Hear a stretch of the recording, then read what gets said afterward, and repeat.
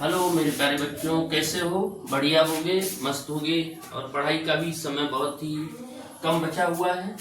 हम भी आपका बोर्ड परीक्षा के हिसाब से जितना सहयोग करना चाहिए उतना नहीं कर पा रहे। जो भी बच्चे जानते हैं तो इस समय प्रैक्टिकल का समय चल रहा था। प्रैक्टिकल के संबंध में हम भी थोड़ा बाहर थे, विद्यालय के भी प्रैक्टिकल चल रहे थे, इस वजह से आपको टाइम नहीं दे पाया।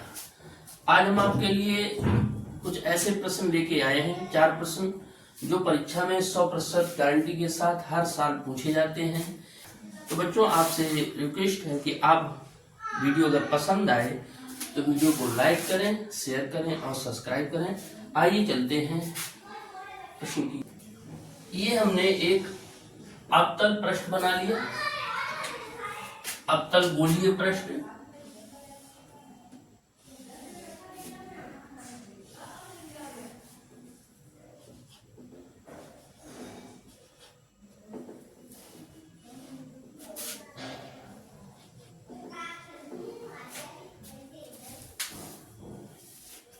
तो बच्चों, ये अवतल गोलीय पृष्ठ है, SPS डैश, ये इसका वक्रता केंद्र हो गया।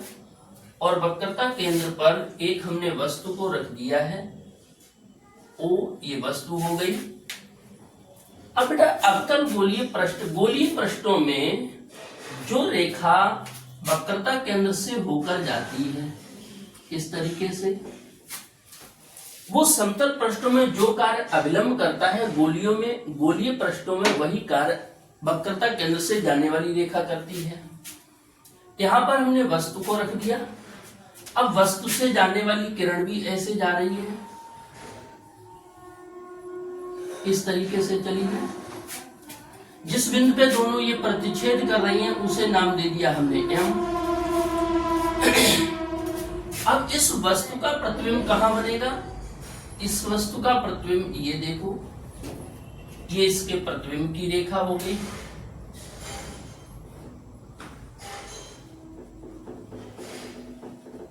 ये बन गया I। एक अवतल गोलीय पृष्ठ है SPS डैश, जिसपे एक वस्तु रखी हुई है O, और वस्तु की दूरी को माना जाता है U। वस्तु की दूरी को कहते हैं U। प्रतिबिंब की दूरी को बोला जाता है V, और वक्रता त्रिज्या को बोला जाता है R। बेटा, जहां पर ये तीनों मिले हैं वहां से ही हमने क्या किया, एक लंबवत रेखा खींच दी। इस तरीके से ये लंबवत रेखा खींची हुई है, जिसे नाम हमने दे दिया यहां पे N, 90 डिग्री पे है, जिसकी ऊंचाई मान ली है H। फिर से समझ लें, SPS डैश एक अवतल गोलीय पृष्ठ है, एक वस्तु रखी हुई है O ध्रुव से U दूरी पर।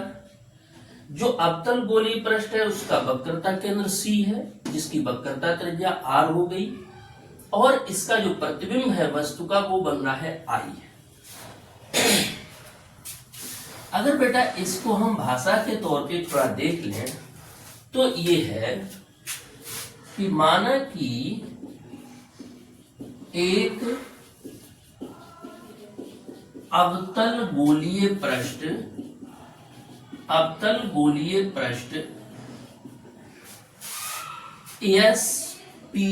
SPS डैश है। एक अवतल गोलीय पृष्ठ है जिसका वक्रता केंद्र C व वक्रता त्रिज्या R है। ध्रुव P से U दूरी पर एक बिंदु वस्तु O स्थित है। O स्थित है, जिसका प्रतिबिंब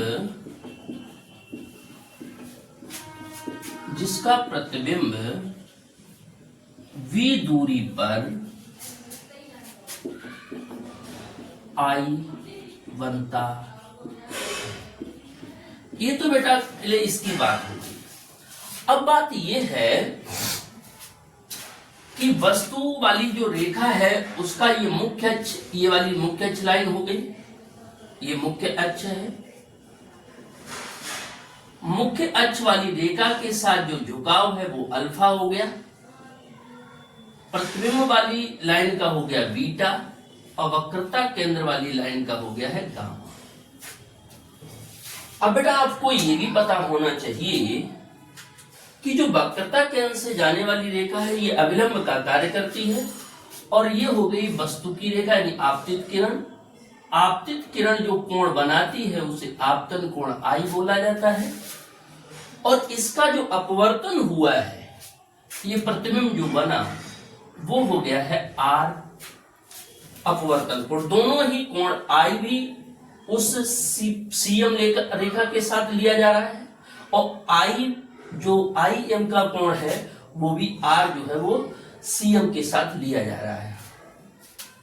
तो ऐसा कह देते हैं आपतन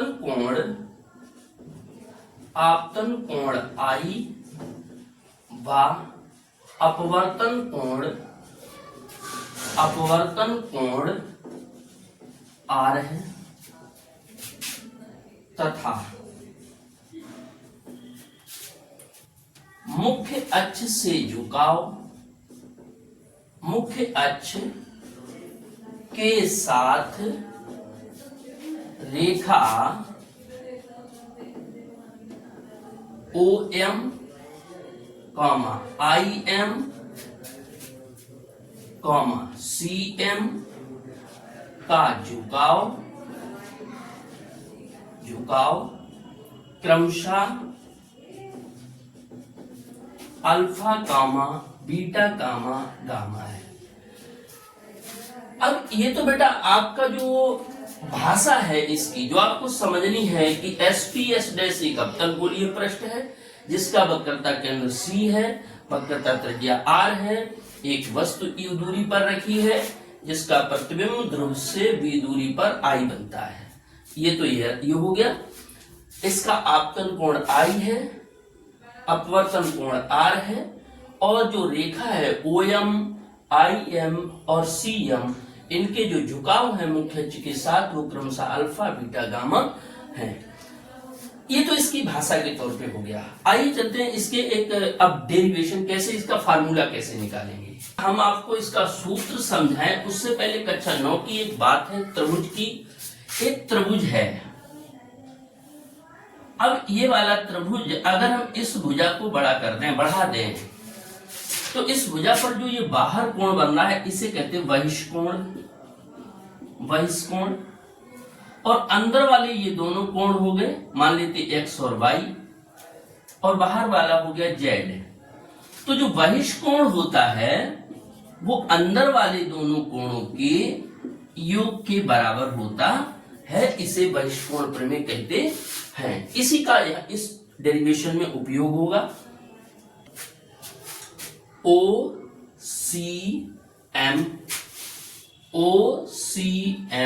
व त्रिभुज ICM में बहिष्कोण प्रमेय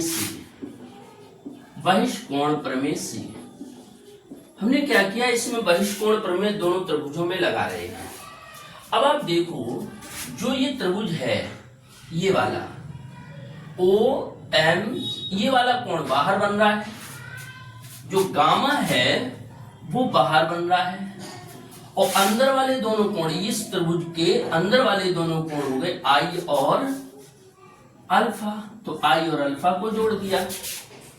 यहां से बेटा अगर हम I निकालेंगे तो अल्फा को इधर लेके आए तो I बराबर हो जाएगा गामा माइनस अल्फा। इसे मैंने समीकरण 1 कह दिया।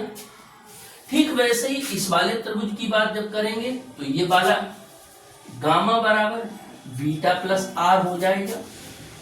और आर बराबर अगर निकालना है तो गामा गामा माइनस बीटा हो जाएगा। इसे हमने त्रिभुज समीकरण 2 डाल दिया। अब चूंकि अपवर्तन हो रहा है तो अपवर्तन स्नेल के नियम का पालन करता है, तो क्या कह देंगे, स्नेल के नियम से n बराबर साइन आई बटे साइन आर। अगर हम ये मान लें कि अपवर्तन बहुत थोड़ा सूक्ष्म अपवर्तन की बात हो रही है तो साइन नहीं लेंगे, आई बटे आर लिख दिया जाएगा। और ऐसी कंडीशन में हमने देखा कि आई बराबर हो जाएगा एन आर, और क्या कह देंगे, आई बा आर के मान रखने पर। तो जब आई और आर के मान रखेंगे तो क्या बनेगा, आई की वैल्यू हो गई है गामा माइनस अल्फा, एन और आर की वैल्यू हो गई गामा माइनस बीटा। अंदर एन का गुणा कर दो, गामा माइनस अल्फा बराबर N gamma minus N beta. Gamma वाले दो पद हैं, एक तरफ कर दो, तो एन बीटा जब इधर आएगा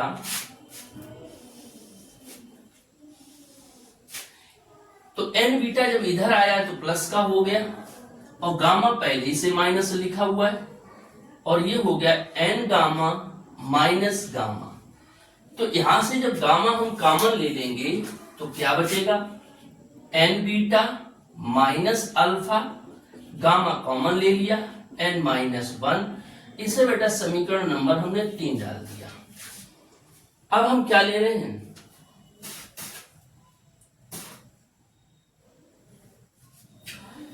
समकोण त्रिभुज ये ओ एन एम कॉमा त्रिभुज आई एन एम व त्रिभुज सी एन एम से alpha comma beta comma gamma के मान ज्ञात करने पर तो हम यहां से जब वैल्यू निकालेंगे, अल्फा की वैल्यू चाहते हैं, तो अल्फा हो गया tan अल्फा के बराबर, जो होता है लंब बटे आधार के बराबर। लंब हो गया h और आधार यहां से, अल्फा का मतलब यहां से, तो ये दूरी हो गई u, और क्योंकि ये बाईं ओर है, बाईं ओर की सभी दूरियां ऋणात्मक, तो माइनस u लिख दिया। ठीक वैसे बीटा बराबर tan बीटा लिखेंगे ऐसे ही, तो ये h बटे माइनस का v हो जाएगा, और गामा लिखेंगे तो ऐसे ही tan गामा h बटे माइनस r लिखा जाएगा। अल्फा बीटा गामा के जो मान है वो यहां रख देते हैं। चलिए देखिए, तो ये हो जाएगा आपका an और बीटा की वैल्यू h बटे माइनस बी माइनस, और अल्फा की वैल्यू h बटे माइनस क्यू बराबर, और क्या बचा है गामा, गामा की हो गई h बटे माइनस आर और ब्रैकेट में n माइनस 1। अब h सबके पास है, कट कर दो। देखो यहां से मैंने क्या किया, माइनस का h कर दिया बाहर, माइनस h और माइनस h, तो ये वाला इस वाले पर इतने से माइनस h, तो ये n बटे v हो गया, एक h चला, माइनस का चला गया चिन्ह, तो 1 बटे u बराबर, और माइनस h n माइनस 1 बटे r। क्या बचेगा, यहां से माइनस h से माइनस h खत्म हो गया, n बटे v माइनस 1 बटे u बराबर n माइनस 1 बटे r। यही अपवर्तन का सूत्र है। गोलीय पृष्ठों के लिए अपवर्तन का सूत्र है अवतल के लिए, जिसमें बच्चों को स्क्रीनशॉट लेना है, समझना है, देख लीजिएगा, से ही तैयारी करें, क्योंकि उत्तल और अवतल में से कोई एक बनेगा। लेंस मेकर और संपर्क में रखे दो लेंसों के लिए जो डेरिवेशन है उससे एक बनेगा। तो यहाँ से दो में से एक का चांस रहेगा, उस वाले दो से एक चांस रहेगा। तो ये हमारा SPS' एक उत्तल गोलीय पृष्ठ है जिसका वक्रता केंद्र हो गया है C, और वक्रता केंद्र C है तो ये हो गई इसकी वक्रता त्रिज्या R। ये वस्तु मैंने रख दी बिंदु वस्तु, तो बिंदु वस्तु हो गई U दूरी पर, ध्रुव से नापते हैं तो ये ध्रुव से नाप दिया हमने। अब बेटा पहले फिर वही बात है पिछले वाले डेरिवेशन जैसे कि जो मेन रेखा है वो वक्रता केंद्र से जाने वाली रेखा कहलाती है, और वक्रता केंद्र से जो जाने वाली रेखा है जिस जगह कट करती है वस्तु से जाने वाली आपतित किरण उसी बिंदु से ऐसे होके जा रही है। तो ये वाला जो है ये अभिलंब का कार्य कर रहा है और ये आपतित किरण हो गई। आपतित किरण अभिलंब के साथ कोण बनाएगी, उसे आपतन कोण कहा जाएगा। उत्तल गोलीय पृष्ठ है। अब इसका प्रतिबिंब क्या होगा? प्रतिबिंब ये होगा कि इससे जो किरण है वो दूर की ओर ऐसे भागेगी,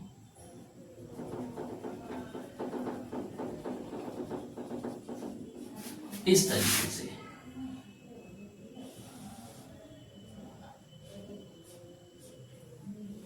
ये इसका प्रतिबिंब बन गया, और प्रतिबिंब की दूरी को क्या बोलते हैं? V। तो ये V हो गई प्रतिबिंब तक की दूरी। उसी जैसा यहां भी है कि वस्तु की रेखा जो है उसका झुकाव अल्फा कहलाता है, प्रतिबिंब का झुकाव बीटा कहलाता है, और वक्रता केंद्र का झुकाव गामा कहलाता है।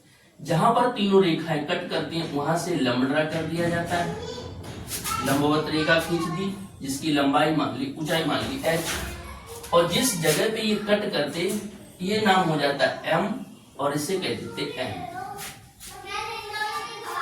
अच्छा, तो बेटा ये वाला जो आपतित किरण हो गया ये अपवर्तित किरण है। अपवर्तित किरण जो कोण बनाएगी उसे अपवर्तन कोण कहा जाएगा, इसे R कह दिया। भाषा के तौर पे दोनों ही डेरिवेशन लगभग सेम है, जैसा उसमें वैसा ही इसमें। भाषा जैसे आप उसको केवल इतना चेंज कर दें कि उसमें उत्तल की जगह अवतल की जगह उत्तल गोलीय पृष्ठ हो जाएगा। शेष बिल्कुल सेम भाषा एक की तैयार कर लो, लगभग नाम बदल दो, शेष सब कुछ वैसा ही है। तो हम इसमें भाषा न बताते हुए आपको सीधा डेरिवेशन समझा रहे हैं, उसकी भाषा को आप इसमें मेंशन कर सकते हैं। जरा देखिए,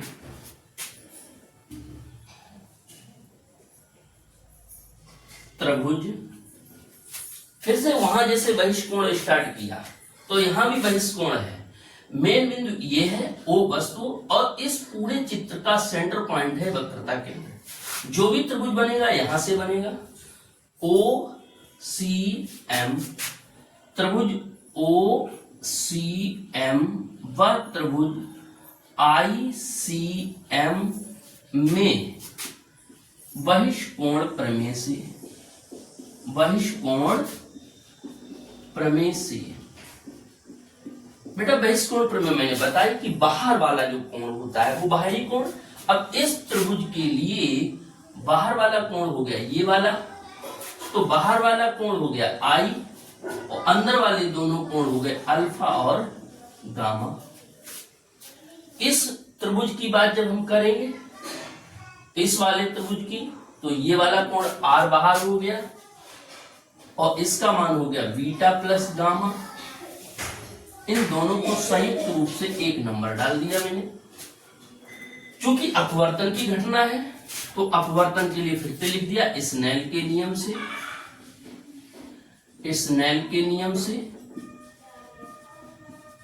तो स्नेल का नियम है n बराबर साइन I बटे साइन R। फिर से मैंने कहा छोटे मानों के लिए साइन छोड़ देते, सीधा I बटे R लिख देते, और अगर क्रॉस गुणा करेंगे तो I बराबर NR आ जाएगा, और लिख देंगे I बा R के मान रखने पर। तो I की वैल्यू क्या है? अल्फा प्लस गामा, N और आर की वैल्यू है बीटा प्लस गामा। अंदर गुणा करेंगे तो अल्फा प्लस गामा बराबर N beta plus N gamma. अब फिर से वैसे कि गामा वाले पद जो है वो एक तरफ कर दो, माइनस का एन बीटा ये इधर आया माइनस का, अल्फा अपनी जगह बना रहा, और ये जो बराबर एन गामा माइनस, और ये गामा उधर जाने पे माइनस का हो गया, minus N beta plus alpha बराबर गामा कॉमन ले लिया एन माइनस वन, समीकरण से दो कह दिया।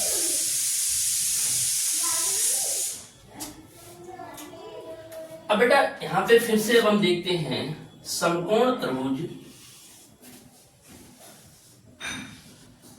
समकोण त्रिभुज O N M I N M व त्रिभुज सी एन एम से alpha comma beta comma gamma के मान ज्ञात करने पर बिल्कुल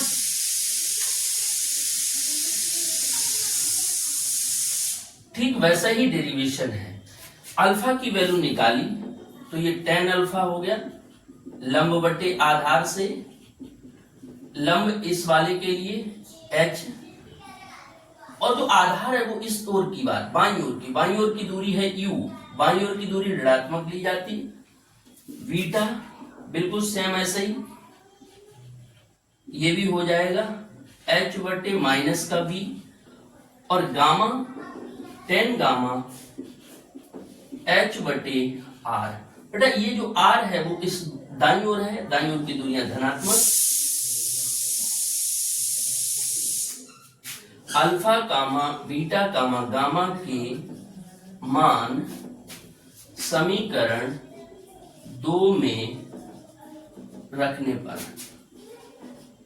रखिएगा तो माइनस का n और बीटा की वैल्यू है हमारे पास h बटे माइनस बी, इंटू में h बटे माइनस का बी, प्लस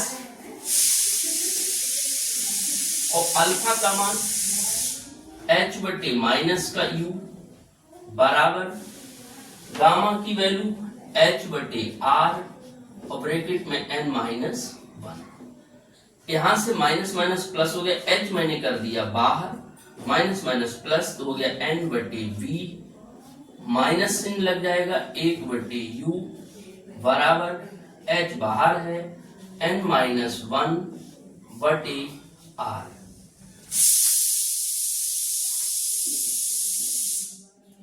n बटे v माइनस 1 बटे u बराबर n माइनस वन बटे r।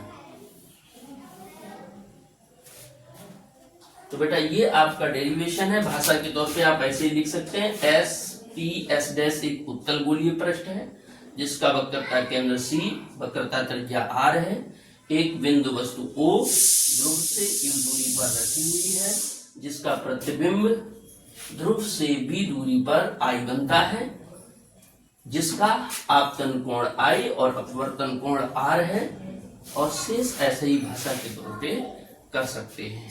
आइए हम बहुत ही super important question lens maker का सूत्र समझाने जा रहे हैं।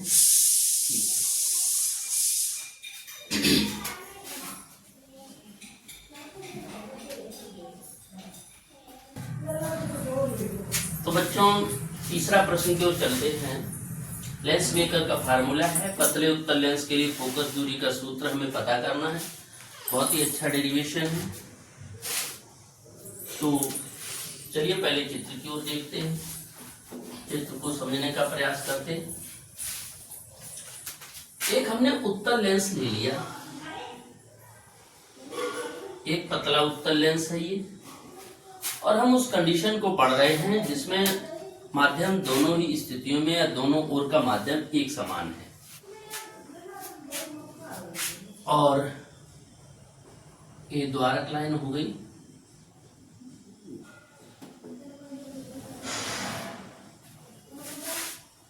इसके दो ध्रुव हैं, एक इस साइड से ये P1 हो गया और ये हो गया P2।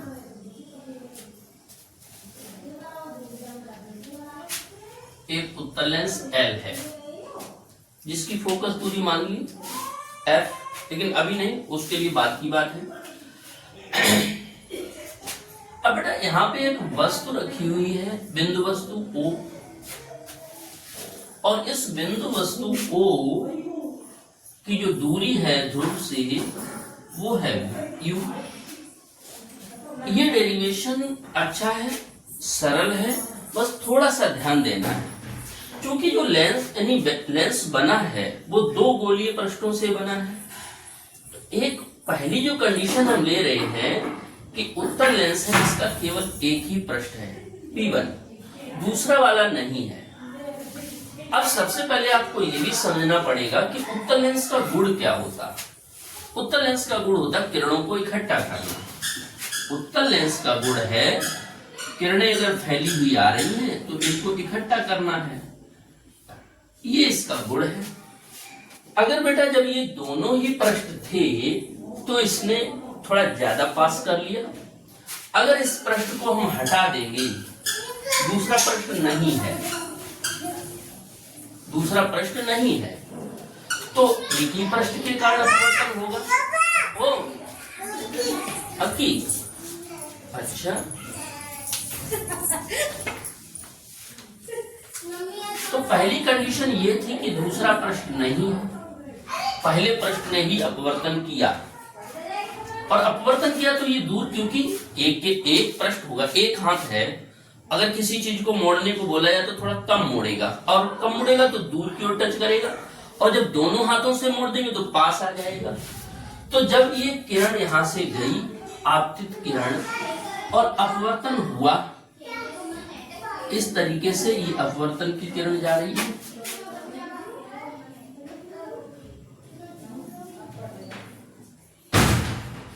ये यहां पर इसने प्रतिबिंब I डैश बना दिया।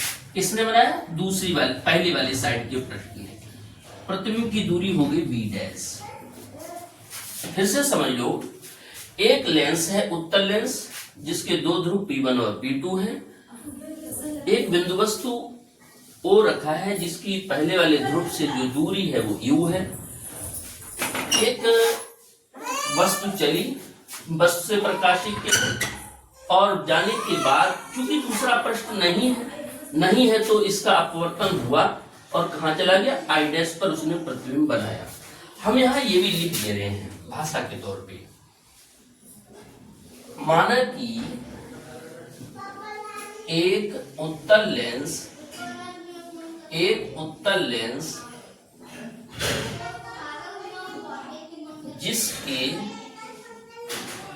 जिसके दोनों पृष्ठों की वक्रता त्रिज्याएं क्रमशः R1 व R2 हैं। हमने मान लिया कि दोनों पृष्ठ हैं, ये वाला पृष्ठ है, R1 त्रिज्या हो गई इसकी इधर की ओर, इसकी इधर की ओर, R1 R2 है। और लेंस से U दूरी पर एक बिंदु वस्तु O स्थित है, O स्थित है। हमने कह दिया, हमें छोड़ो, हम कह दे,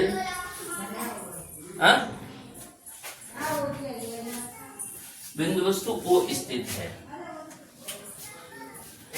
अच्छा ठीक, अब ये कंडीशन हो गई कि एक बिंदु वस्तु है।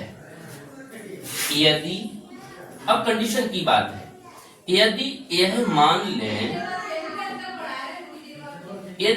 लें कि दूसरा पृष्ठ नहीं है, ये वाला पृष्ठ है ही नहीं, तब बिंदु वस्तु O से जाने वाली आपतित किरण अपवर्तन के पश्चात, अपवर्तन के बाद v डैश दूरी पर I डैश प्रतिबिंब बनाती है। ये बात होगी।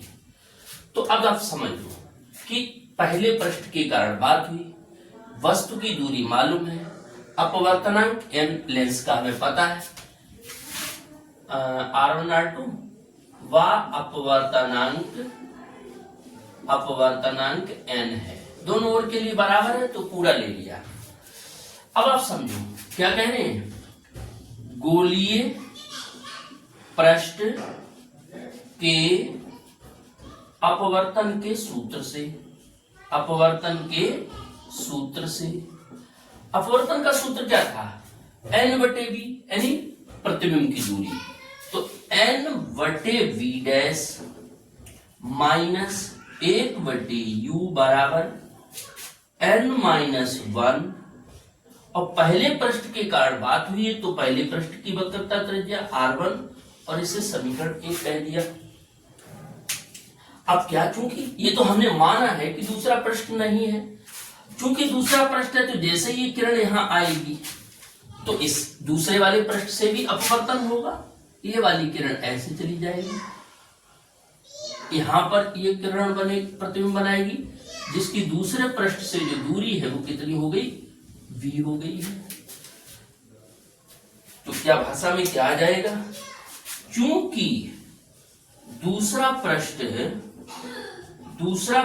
भी है, दूसरा पृष्ठ भी है जिसके लिए प्रतिबिंब I डैश आभासी वस्तु का कार्य करेगा, जिसका प्रतिबिंब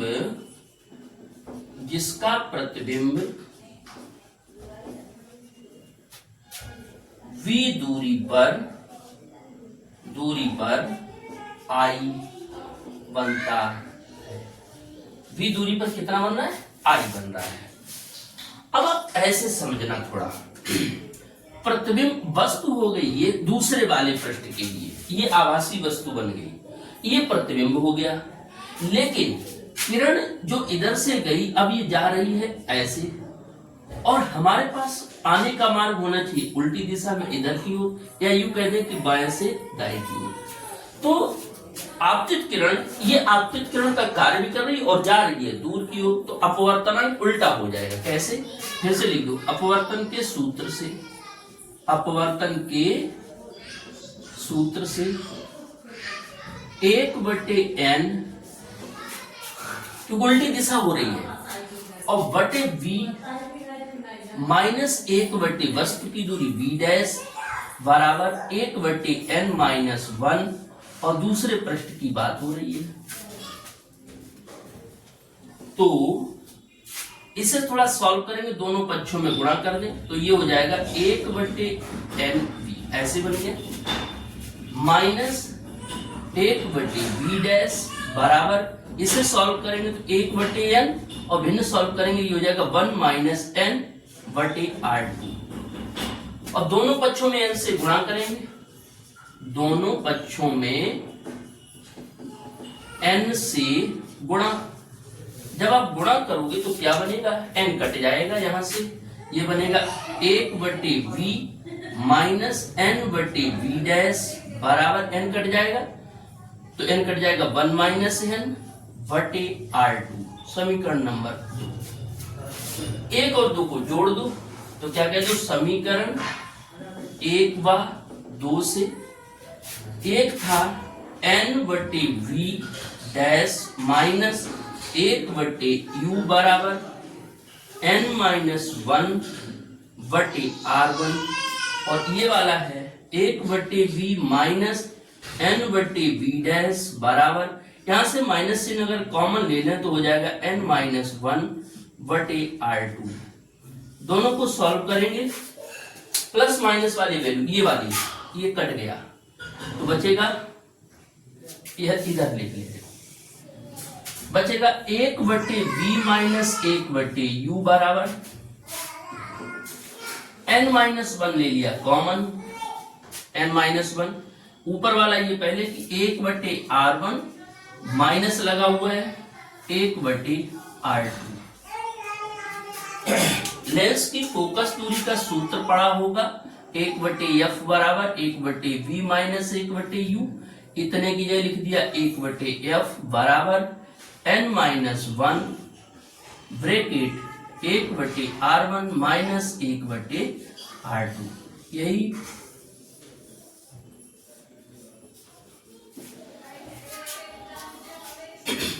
देख लीजिए बच्चों, जो भी कोई चीज आपको नहीं समझ आती है कमेंट करके बताइएगा, उसके लिए दोबारा से प्रयास करेंगे। और बहुत अच्छा डेरिवेशन है, इसको इस पार्ट से अगर कुछ आने लायक अगर कुछ प्रश्न है तो ये सबसे बेहतरीन प्रश्न, अवतल गोलीय और उत्तल गोलीय प्लस ये, और उसमें से ये लास्ट प्रश्न है संपर्क में रखे दो लेंसों की फोकस दूरी। हमने ये लिया कि दो लेंस हैं और पहली कंडीशन में ये ले रहे हैं कि दोनों ही लेंस उत्तल लेंस हैं, दोनों ही लेंस उत्तल लेंस हैं।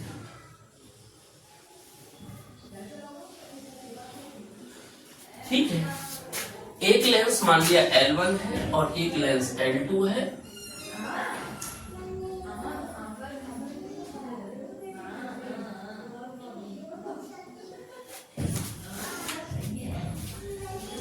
अब ये दोनों पास पास रखे, एक लेंस की हमने फोकस दूरी मान ली f1 है और एक की फोकस दूरी f2 है। ये रही मुख्य अक्ष रेखा खींच दी हमने, और एक बिंदु वस्तु यहां पे मैंने रख दिया O।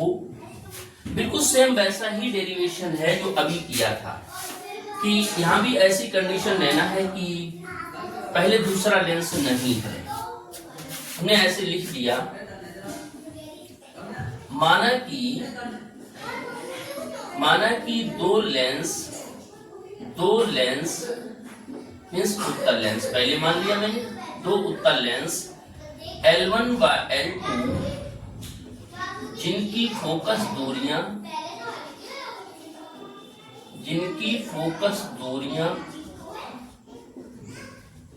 दूरियां क्रमशः F1 व F2 है, संपर्क में रखे हैं, दोनों संपर्क में रखे हुए। अब फिर से वैसे ही कंडीशन कि यदि यह मान ले कि दूसरा लेंस नहीं है,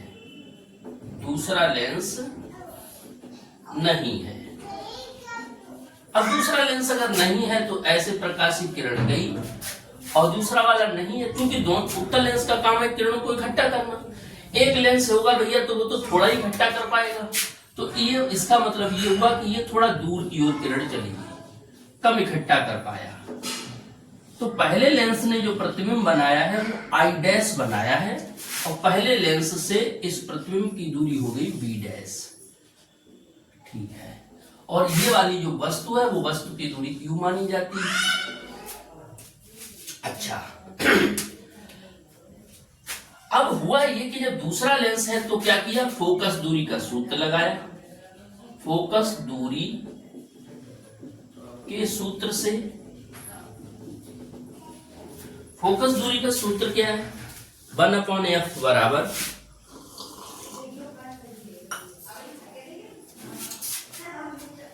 (1/f1) पहले लेंस के लिए 1/v मतलब v डैश माइनस 1/u, समीकरण नंबर 1।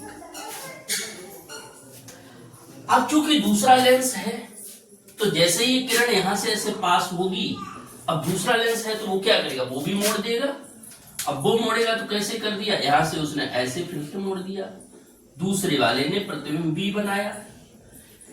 इसका मतलब दूसरे वाले के लिए ये वाला प्रतिबिंब आभास हो रहा है, क्योंकि बना नहीं है, ये केवल आभास हुआ है कि ये वाला प्रतिबिंब पहले वाले ने बनाया होगा। अगर ये नहीं होता तो यहां बनता जाके, तो फिर से वैसे लिख दो। चूंकि दूसरा लेंस भी है, अतः दूसरे लेंस के लिए प्रतिबिंब I डैश आभासी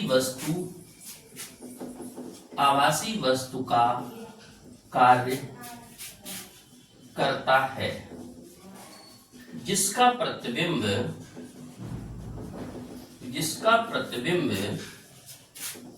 V दूरी पर I बनता है। प्रतिबिंब कहां बन रहा है? V दूरी पर I बनता है। तो फिर से फोकस दूरी का सूत्र लगा दो। क्या कह दो? फोकस दूरी के सूत्र से, फोकस दूरी के सूत्र से 1/f2 बराबर, अब प्रतिबिंब बन गया ये 1/v और वस्तु बन गई ये -1/v डैश।